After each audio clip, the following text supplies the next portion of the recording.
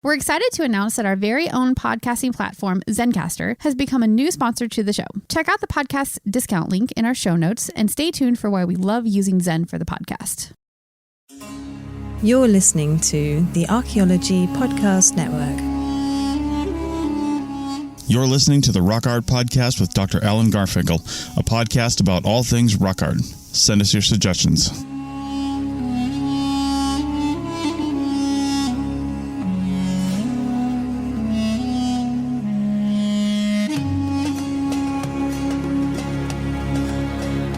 Hello and welcome to the Rock Art Podcast, episode 14 with Dr. Alan Garfinkel. Today, Dr. Garfinkel talks to Dr. Tirtha Mukhopadhyay about his work with rock art and its connection to science and religion.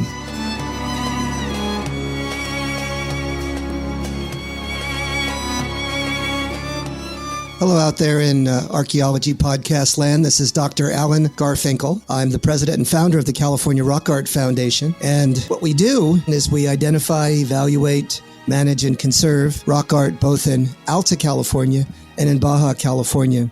We conduct field trips, we have trainings, exercise, we do research, and in every way possible we try to preserve, protect, and coordinate treasures of Alta and Baja California rock art, of which there are many and diverse. We also work closely with Native Americans and partner with them to recognize and protect sacred sites. So for more info about the fabulous California Rock Art Foundation, you can go to carockart.org. Also, I'm open to give me a call, 805-312-2261. We would welcome sponsorship or underwriting, helping us to defray the costs of our podcasts, and also membership in California Rock Art Foundation, and of course, donations, since we are a 501c3 nonprofit scientific and educational corporation. God bless everyone out there in podcast land. Hello out there in podcast land, the Archaeology Podcast Network. This is Dr. Alan Garfinkel, your host for the Rock Art Podcast, and this is episode 14 in our series. And I'm blessed and honored to have a very illustrious gentleman who I've had the pleasure of working with over the years. His name is Dr. Tirtha Mukhopadhyay. He's a Fulbright scholar, professor of digital arts at Guanajuato University, Mexico, who in fact specializes and has expertise in the fields of visual anthropology, cognitive anthropology, theology and science, art and science, and many other areas of expertise. Dr. Tirtha, how are you today? I'm very good. Thank you, Alan, for having me. Oh, I'm honored to have you. And you're beaming your way via the high technology from the illustrious country of Mexico. Is it correct? Yes, from what they call the Del Bajío region or the Zinc region. It's a zinc lowland aspect of the Mexican Central Highlands to the south of Mexico, and is part of what is known as Mesoamerica. So the state of Guanajuato is about 300 kilometers from Mexico City, and San Miguel de Allende is part of the state of Guanajuato, an important touristic destination city. And the University of Guanajuato is an old 200-year-old university here, and now it's it's the sixth largest state university in Mexico. That's very exciting. So the way we usually kick it off, Dr. Tirtha, is to, I guess, sketch the journey that you've taken in your life vis-a-vis your interest in both anthropology, archaeology, and for all of our passionate believers out there in sort of the field of art and Native American studies, winding our way into the field of rock art. So please, kick it off. Well, I started from the University of Calcutta, which is my hometown. And I was born in Calcutta, India. And I studied literature in my undergraduate years.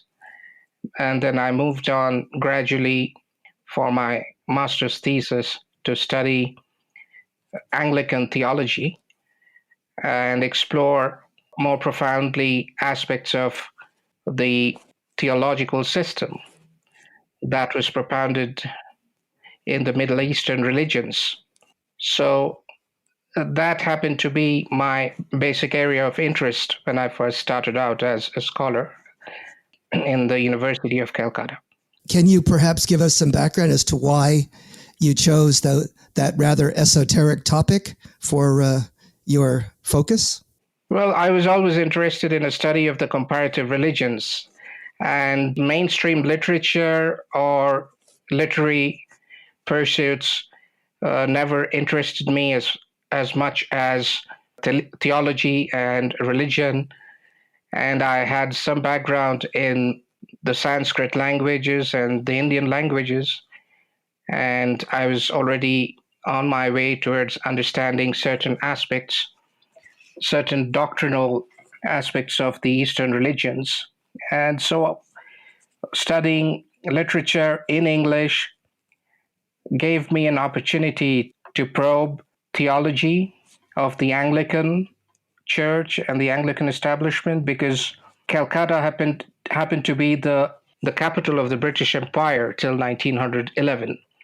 And that gave me an opportunity, really to look at a lot of literature that had been published on what is now known as Orientalism. So the Anglican religion and just the historicity of India itself served as some of the basis for your focus, correct? Absolutely. I think I wanted to study the theoretical implications of the intersections between Anglicanism, Trinitarianism, and some of the doctrinal tenets of the Eastern religions, especially Hinduism.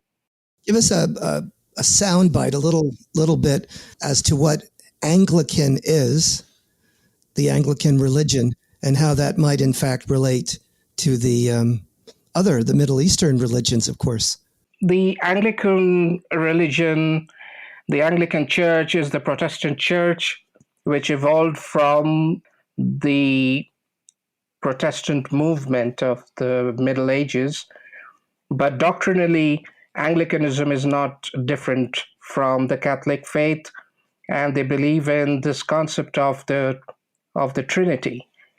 And what was most important for me at that point of time was to understand, via the writings of 19th century British and American theologians, that God's ontological status could be defined in terms of action rather than in terms of a nominative, which is to say that the divine ontology had to be understood in terms of action, that what we call quote-unquote God or Godhead is by definition a verb and not a nominative or a substantive. And that creates very interesting implications for the understanding of reality.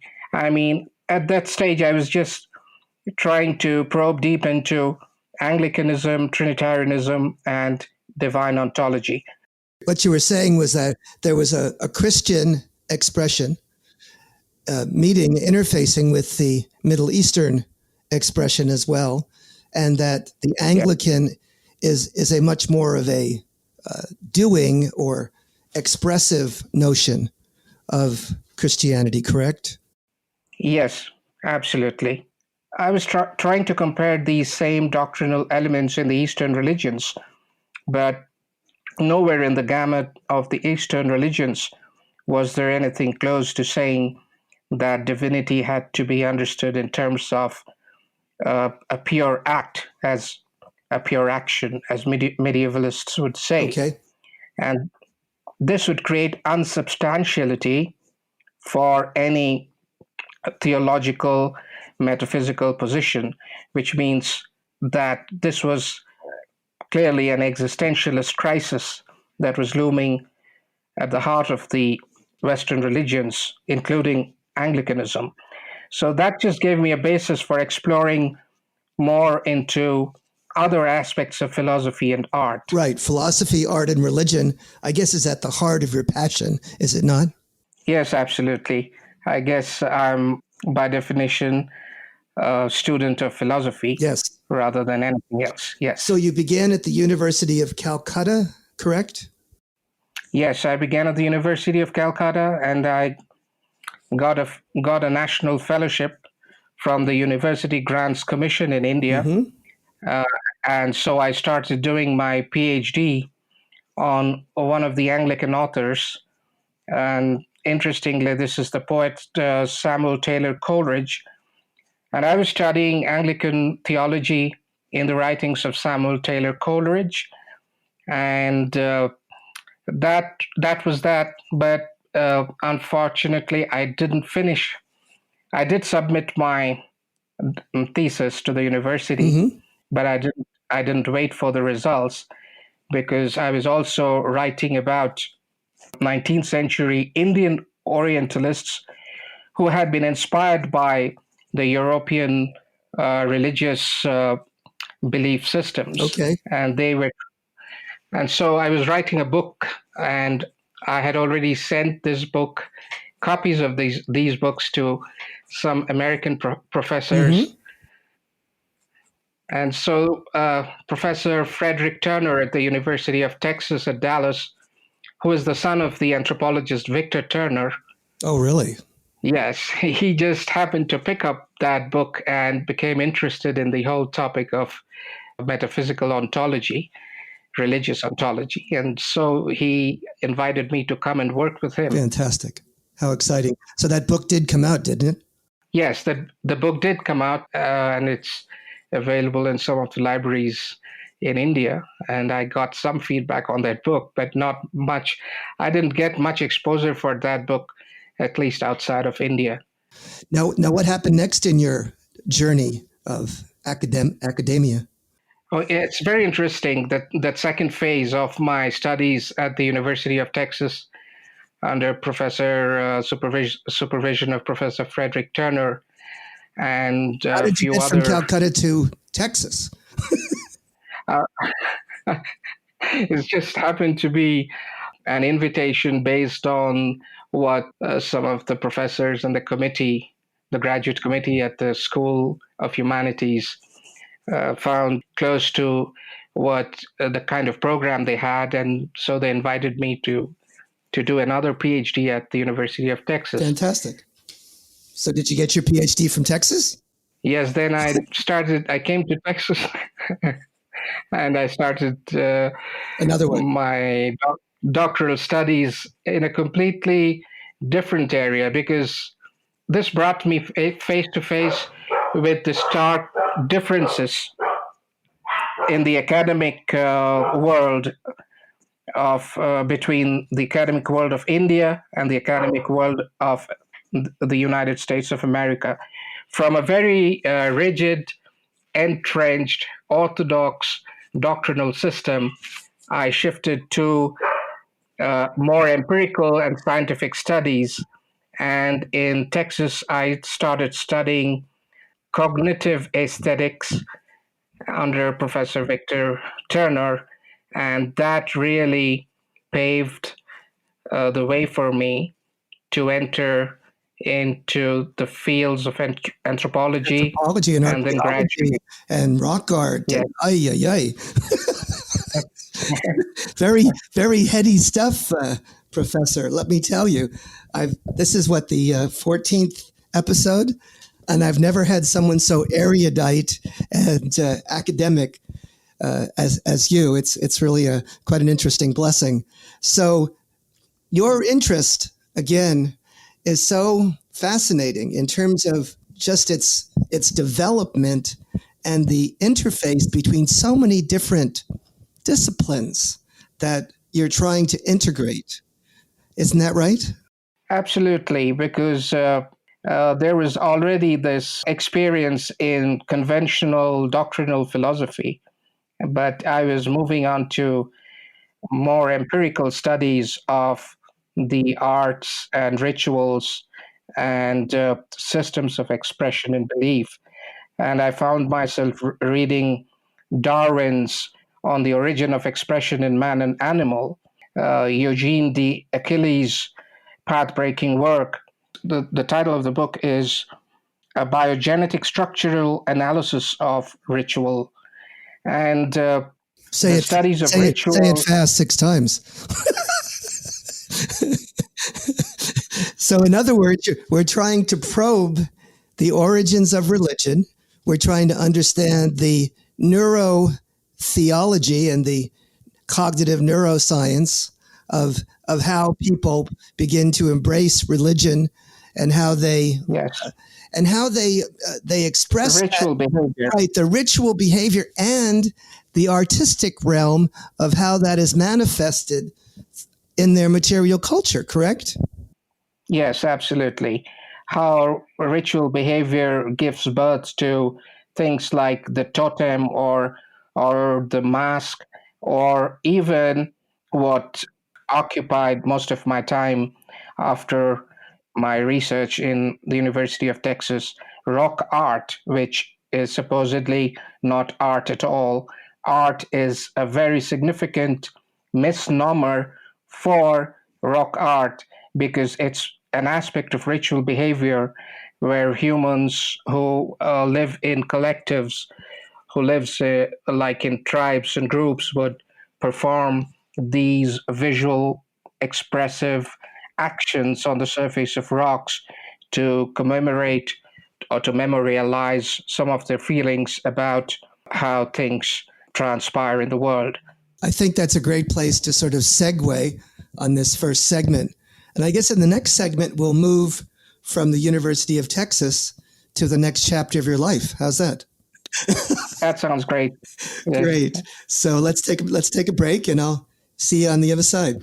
Chris Webster here for the Archaeology Podcast Network. We strive for high-quality interviews and content so you can find information on any topic in archaeology from around the world. One way we do that is by recording interviews with our hosts and guests located in many parts of the world all at once. We do that through the use of Zencastr. That's Zencastr. Zencastr allows us to record high-quality audio with no stress on the guest. Just send them a link to click on, and that's it. Zencastr does the rest. They even do automatic transcriptions. Check out the link in the show notes for 30% off your first 3 months, or go to zencastr.com and use the code ROCKART. Save big money at Menards. Menards has the best in-stock selection of AC2 pressure-treated lumber, decking, and fencing. All easy to load in our drive-through lumber yard. Plus, get free deck and fence estimates fast using our do-it-yourself design programs in-store or online at menards.com. Save big money in all lumber at Menards, America's #1 home improvement retailer for customer satisfaction, according to J.D. Power. For J.D. Power 2024 award information, visit jdpower.com/awards. Save big money at Menards. Well, welcome back to the Rock Art Podcast. This is your host, Dr. Alan Garfinkel, founder and president of the California Rock Art Foundation. And we are absolutely honored to have Dr. Tirtha Mukhopadhyay, Fulbright scholar and professor of the Digital Arts Department in Guanajuato University, beaming over from Mexico. And in the first segment, we began to trace Dr. Tirtha's history and evolution and beginnings of his academic career. And now I want to jump back because really the theme of our discussion is a deep dive into the relationship between science and religion, an understanding of ritual and art, and really a comparative study of the nature of the human mind and the expression of belief and ritual. How am I doing, Tirtha? Absolutely. So let's pick up the story. You're in Texas. I think you may have completed a dissertation. I don't know, but we're getting close. Or have we completed that dissertation? Yes, I finished my doctoral dissertation and I submitted my thesis to the committee and got it approved. And I got my PhD from the University of Texas in a record 2 years and 9 months. I got a stipend of $2,000 for finishing it so rapidly. And that $2,000 I used to buy my tickets back home to India. So that was 2005. So now you're back in India, are you? Yeah, I'm back in India and I didn't have a proper job, but then the University of Calcutta accepted me and I was tenured as a full-time instructor. And I kept teaching at the University of Calcutta for several years, while my friends from the University of Texas they invited me to come back to Mexico. They were from Mexico, and they had come back to Mexico. So they asked me to come to Mexico and to continue my studies because I was already interested in rock art, and I was beginning to study rock art, exploring rock art sites in India, in central India. And these rock art sites were a confirmation of my theoretical position in my doctoral dissertation in Texas, which was to me quite interesting and innovative because I hadn't seen anything like that said before. And of course, I had the freedom to say whatever I found to be true following my research at that stage. How did your research in India and those rock art sites manifest some of the discoveries and connections you are making? Yes, one of the most important findings that I vocalized in my doctoral dissertation in Texas was the idea of emotional cognition, because generally cognition is emotion neutral activity, is considered in the literature as an act of understanding in terms of human reflexes to the environment and to stimuli from outside. But what I tended to believe about any act of perception per se is that any act of interpretation of elements in the outside world or of stimuli generated in human interactions is by definition emotional in nature, and that if you extended that idea, it would amount to saying that emotions themselves can provide us with a tool to interpret the world. So cognition cannot be an emotion independent activity. So on the basis of that theory, what I proposed was that in ritual behavior is also essentially emotive in nature, and that ritual behavior manifests some of the deepest emotional expressions. It's a catharsis of the emotional traumas, our emotional beliefs in the supernatural. And this provided me with a foundation for my further research on rock art. So tell me a bit about the Indian site and what was there, what was represented, and how would your discovery relate? Well, what attracted me most about rock art in India, and these were probably late Mesolithic expressions, the Negroid group that lives in the entire span from central and west of India and extends to Southeast Asia. This was a migration which hypothetically took place again in the Ice Age era of migrations through bridges across oceans and out of Africa again. And in the expressions of these people, and it is interesting that some of these tribes from central India and northeast India still continue to have their rituals, and there is a very deep connection which has not yet been cut off in the stream of history. So their expressions, what I found interesting, again, my attention always seemed to be riveted on the anthropomorphic representations. And I also felt that anthropomorphic representations in rock art constitute the first body of evidence for religious symbolism and the representation of divinities in human cultures. So the anthropomorphic representations, it's like an empirical version of God's dictum to Adam that he made man in his image. Yes. So that was what fascinated me. Right. So if we were going to talk about this sort of in other terms, we're talking about these beings that are depicted on rocks. Sometimes they're called anthropomorphs. Right. Now, they sometimes are mixtures or conflations of animals and humans, so I call them animal humans, or we have anthropomorphs or zoomorphs. The working hypotheses for many researchers are these are shamanistic ancestor deities. I'm just putting those words together in a combination because there's various understandings of what those particular beings mean, and those all interfinger and intermix and collaborate in this compound metaphor of these powerful images. I hope that clarifies things a bit.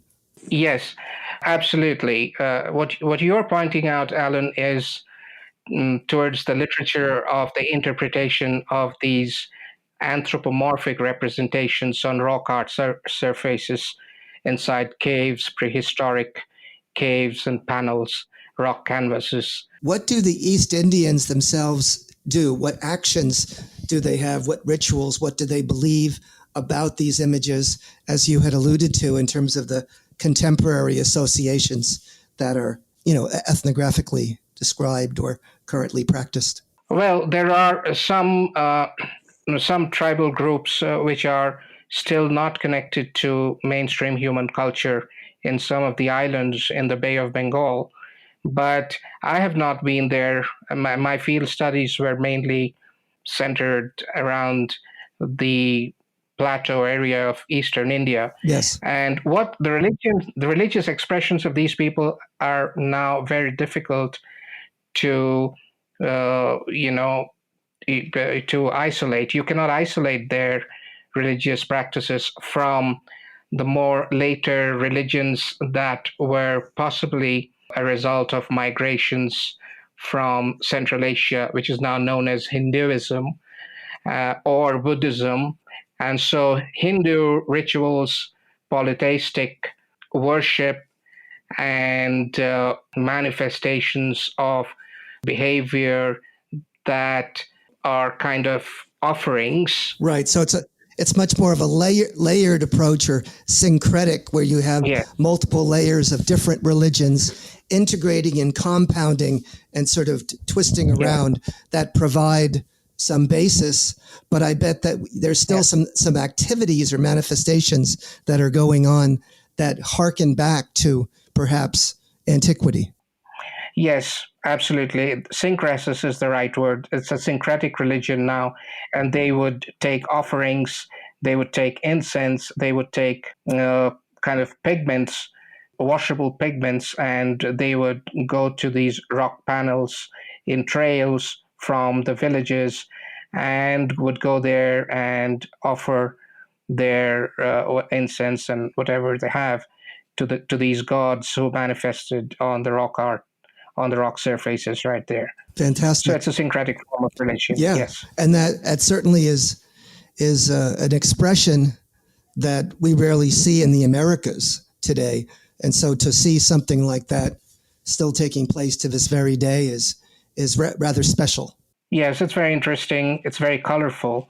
But it was not a ritual per se which captured my imagination in my further studies, because what I faced in the context of my studies in America was the very strong empirical and scientific basis to speculations on ritual behavior. And I had to confront empiricism. I had to confront positivisms and science with more profound expressions of the human intellect, which is perhaps normative in the religious experiences. So I think what you're telling me is you had to move from the literature and from the sort of independent philosophical frame to a much more empirical, scientific, hypothetico-deductive way of thinking and testing some of your discoveries to evaluate their validity. How's that? Absolutely. That is how that's the trajectory of my research in the later years. Please. I was trying to quantify those experiences from neuroethological cognitive perspectives. Right.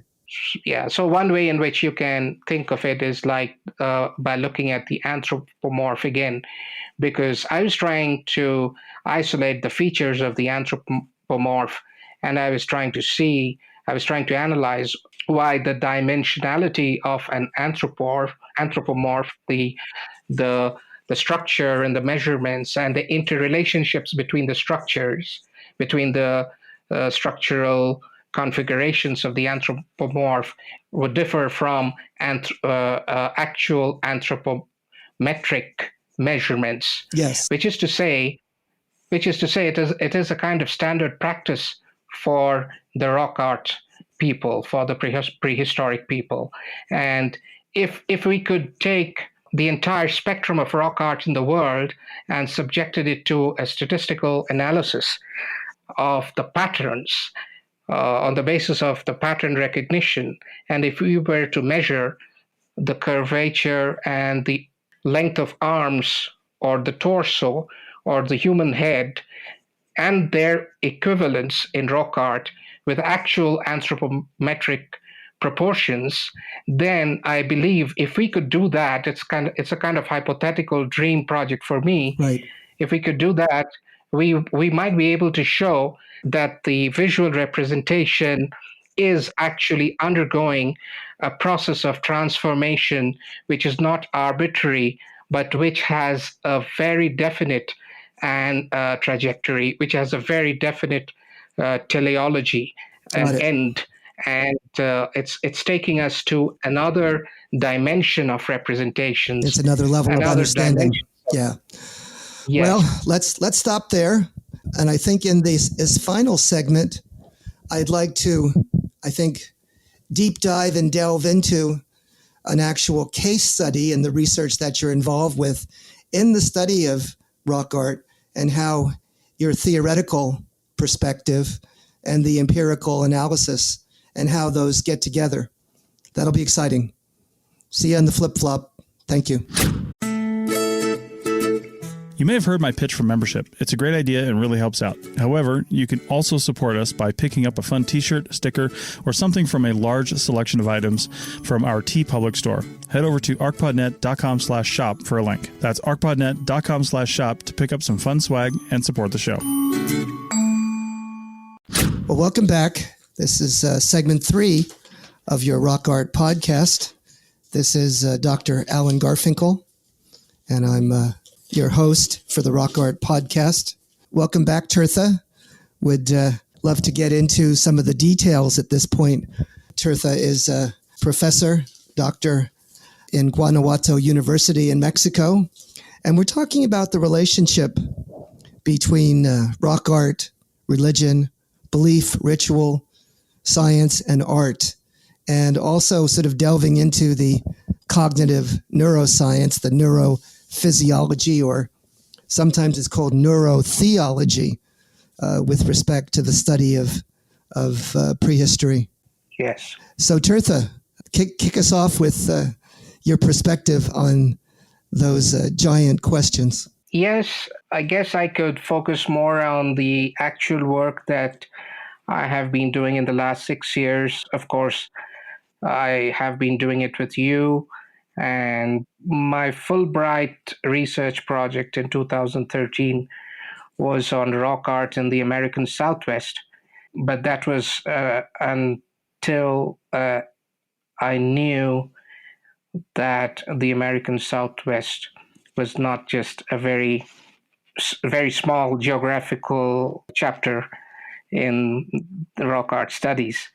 But thanks to you and thanks to some of the other archaeologists and anthropologists I have been working with at the University of California at Santa Cruz, I started working on the anthropomorphs, the human-shaped prehistoric rock art inscriptions in California, and of course, COSO. And I drove up to all those rock art sites which were easily accessible from the highway.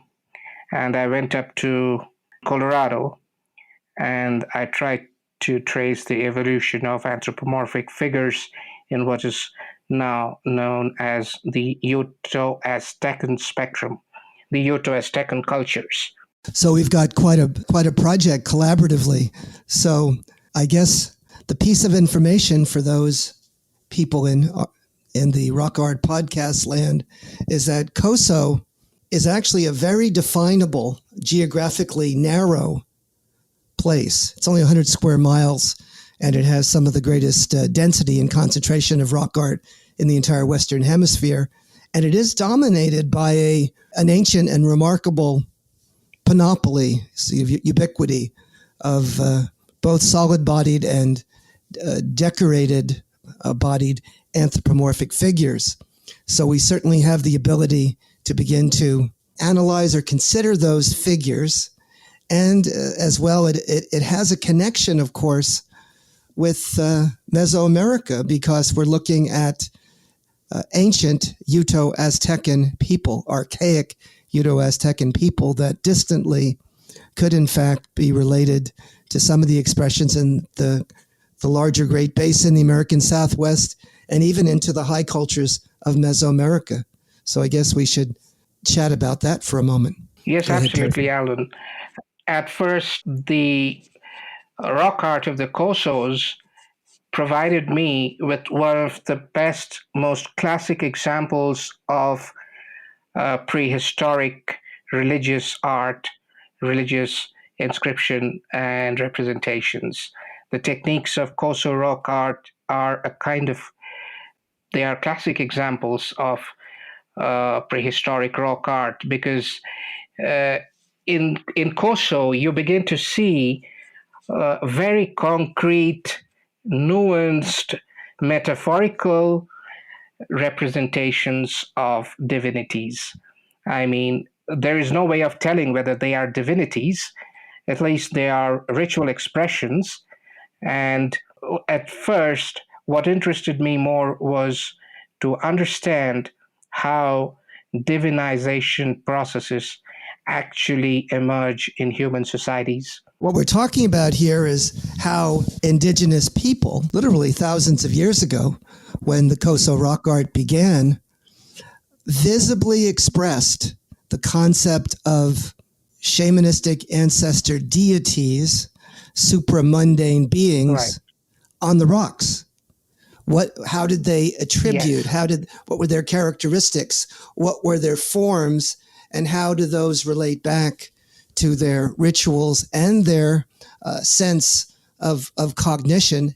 And for you, most importantly, how might those cognitive elements affect one's emotions and feelings and sensibilities when viewing those images? Please.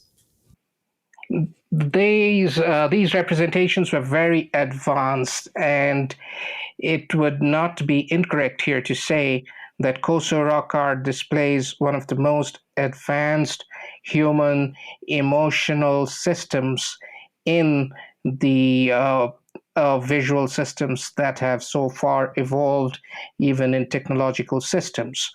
This is because the anthropomorphs in Coso can essentialize what I would like to call miniaturize. So in Coso, we see miniaturized versions of the human emotions. And by miniaturization, I mean focalization, I mean concentration, the attribution of superior, more quote unquote ergotropic responses. Now, this ergotropism in cognitive sciences is a word that is used to denote the mechanisms and the functional status of the nervous system that favor an organism's capacity to spend energy. So, how do we spend energy? Any ritual action, any act of euphoria or pleasure that is derived from looking at the arts is an essentially ergotropic response to a stimulus in the environment. And so, primarily, these anthropomorphs definitely attract and arrest our gaze, our attention. Yes. And many people have at least begun to recognize that these figures, they call it static, full front facing figures, numinous figures, cause one to be startled and attracted and awed by their beauty and their presence. They're very focused. And as you have said and taught me, the concentric circle faces have something to tell us, don't they?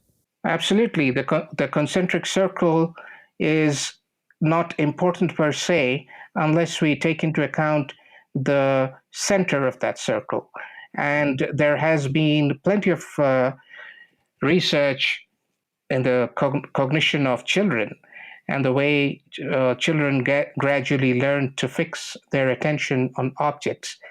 And in any communicative strategy in young children, in the development of young children, a focal point or a center is always a kind of anchor, and it indicates the way a child's psychological mechanism is developing.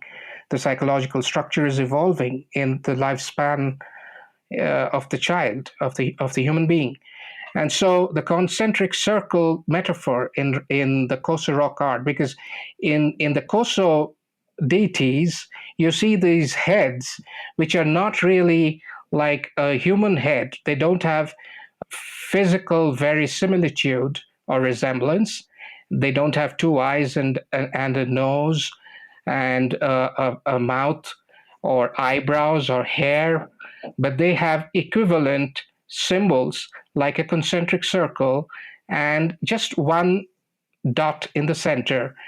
And this center attracts us, and it tells us that you are looking at something, that your energies are being spent, being burnt at this moment to look at someone who is also looking at you, probably. It's like an antithetical reflex. This is the way in which rock art of the Kosos can or have the ability to attract the attention of the viewer in a way that other rock art systems really do not. And in a sense, Koso rock art is a very advanced form of representation, and that is the beauty of Koso rock art.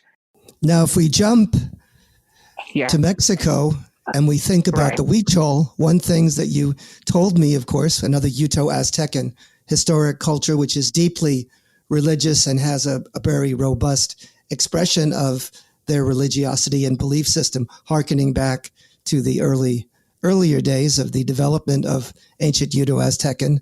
There's a parallel. There's an ethnographic parallel. What might that be?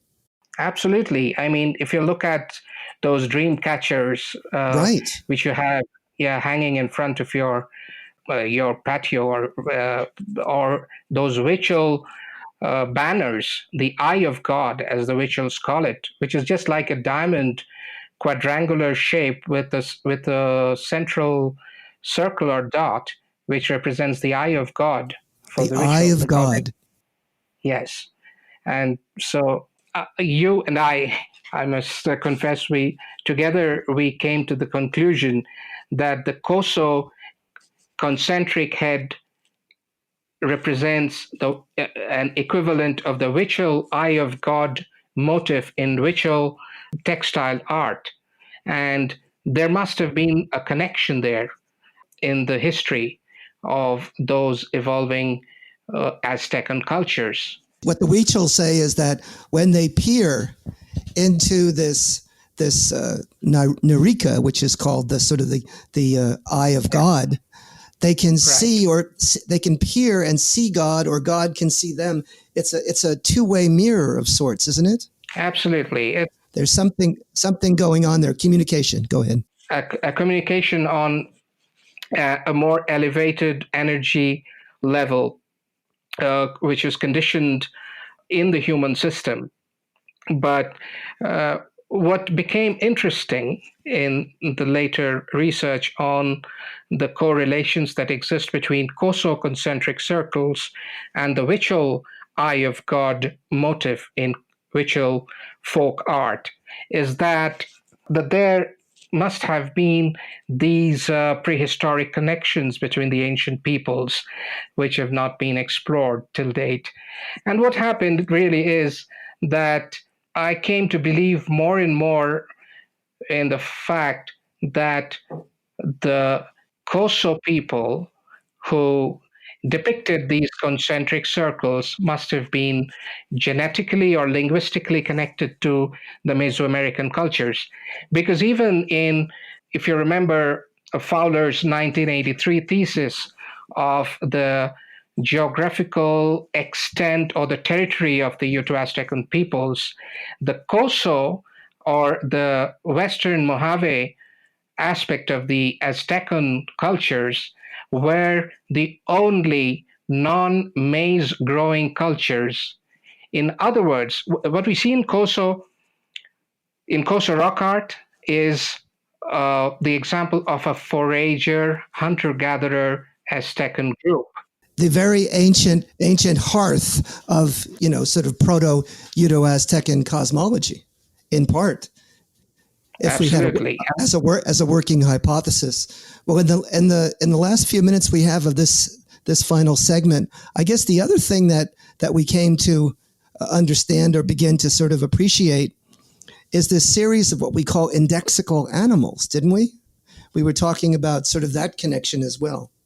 Yes, the indexical animals were part of the ritual repertoire of the prehistoric peoples, and they were hunters, and they would pray to some supernatural agency to feel more confident about provision, about the supply of food, maintenance of and supply of the food chain. So they would pray for animals. They would pray to the Mother Earth, and Mother Earth, who would provide them with all sorts of provisions, became really the predominant deity in the Aztecan cultures. And there it goes. And this is what exactly I was looking towards I am looking towards for my future research, is to consider in depth the notion of the Mother Earth, what the Aztecans called the Tonantzin, and Tonantzin, yes, please. Yes, and Tonantzin was conflated in later Aztecan imagination with the Virgin Mother of Guadalupe. And so you have this very interesting syncresis in Mesoamerica. Fantastic. Well, we've run out of time, and I'm sure we could talk for another hour or more, but we've had quite an odyssey from Calcutta to Texas, back to Guanajuato, and throughout trying to understand and doing a very deep dive into the ancient mysteries of the origins of religion. And Tirtha, it's been a wonderful, wonderful conversation that we've had, and an interesting odyssey. I hope you enjoyed it. I enjoy talking to you, Alan. Thank you so much. Thank you for having me.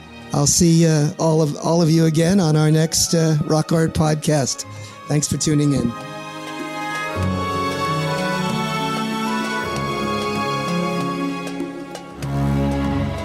Thanks for listening to the Rock Art Podcast with Dr. Alan Garfinkel and Chris Webster.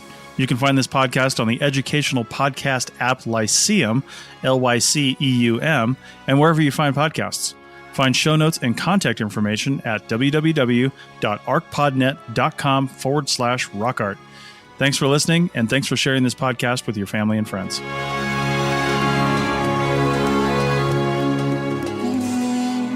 This show is produced and recorded by the Archaeology Podcast Network, Chris Webster and Tristan Boyle, in Reno, Nevada, at the Reno Collective. This has been a presentation of the Archaeology Podcast Network. Visit us on the web for show notes and other podcasts at www.arcpodnet.com. Contact us at chris@archaeologypodcastnetwork.com. Thanks again for listening to this episode and for supporting the Archaeology Podcast Network. If you want these shows to keep going, consider becoming a member for just $7.99 US a month. That's cheaper than a venti quad eggnog latte. Go to arcpodnet.com/members for more info.